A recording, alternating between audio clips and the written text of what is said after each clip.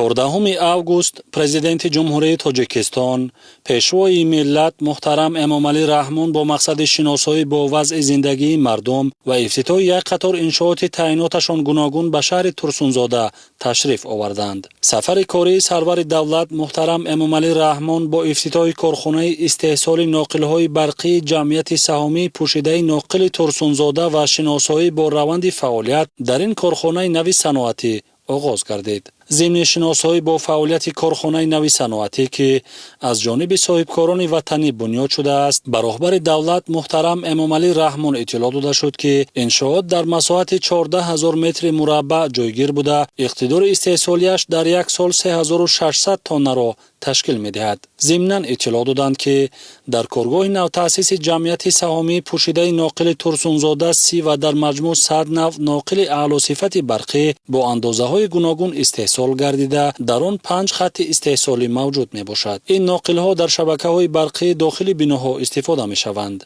باعث خوشنودی است که امروز با اشتراک پرزیدنت جمهوری تاجیکستان، پیشوای معظم ملت محترم امامعلی رحمان، کارخانه استحصال ناقل‌های برقی جمعیت سهامی پوشیده ناقل ترسونزاده به استفاده داده شد. اقتدار استحصال در این کارخانه 300 تن محصولات با صفت را در یک ماه تشکیل می‌دهد. مقصد از تأسیس چنین کارخانه نوی صنعتی کاهش دادن مال‌های وارداتی، تأسیس جای‌های نوی کاری، اینچنین عملی نمودن هدف‌های 4 ملی صنعت‌کنانی با صورت مملکت می‌باشد.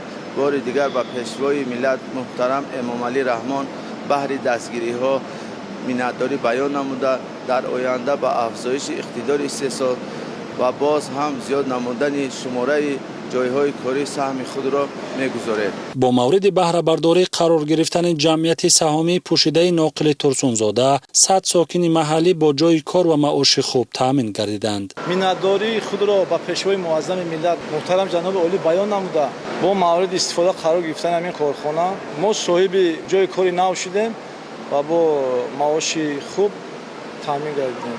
در اینجا کار در 3 بست صورت می‌گیرد. پیشوای ملت محترم امامعلی رحمان ضمن شناسایی با امکانیت‌های کارخانه به صفت کارهای ساختمانی و نقش آن در تأمین جای‌های نوی کاری، افزون نمودن اقتدار استحصالی و کاهش واردات بهای بلند دادند. در آغاز بازدید اطلاع داده شد که در دوره آمادگی به استقبال جشن عمومی ملی 35 سالگی استقلال دولتی جمهوری تاجیکستان در شهر ترسونزاده 530 انشاءات نو ساخته به استفاده داده شد. این شماره از نقشه تصدیق گردیده خیلی زیاد است، زیرا آن بنیاد 460 انشاءات را در نظر داشت. در این کارخانه ها در مجموع زیاده از 10,000 جایهای نوی کاری مهیا گردیده است. همچنین در دوره آمادگی به استقبال 35 سالگی استقلال دولتی جمهوری تاجیکستان در شهر ترسونزاده 232 کیلومتر راه منفرش و 59 کیلومتر بتون پوش کرده شد.